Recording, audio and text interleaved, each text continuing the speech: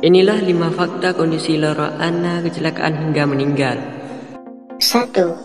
Laura Anna mengalami kelumpuhan pasca kecelakaan yang ia alami bersama mantan kekasihnya pada 8 Desember 2019. Peristiwa kecelakaan tersebut diduga terjadi lantaran sopir mobil saat itu gagal mengendarai mobil dalam pengaruh alkohol. Akibat peristiwa kecelakaan tersebut, Laura Anna diketahui menderita cervical vertebrae dislocation dan mengalami kelumpuhan. 2. Somasi Gaga. Saat ini, Gaga Muhammad resmi ditahan atau kasus kecelakaan yang membuat Laura Anna mengalami kelumpuhan. Dalam persidangan, Gaga didakwa pasal 310 ayat 3 UU RI nomor 22 tahun 2009 tentang lalu lintas dan angkutan jalan.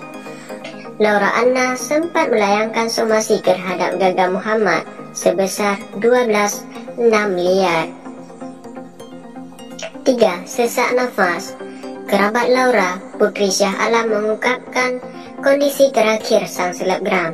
Putri menerangkan gadis 21 tahun itu sempat mengeluhkan sesak nafas. Keluarga pun kemudian melarikan Laura Anna ke IGD. 4.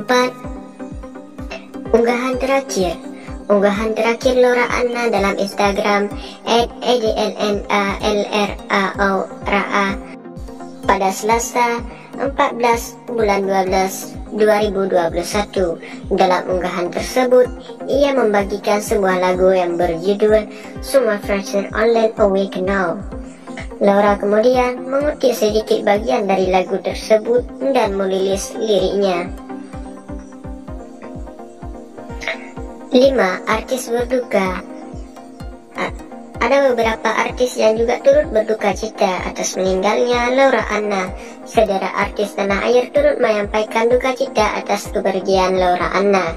Di antaranya Raffi Ahmad dan Nagita Slavina yang mengunggahkan foto kenangan bersama sang selebgram.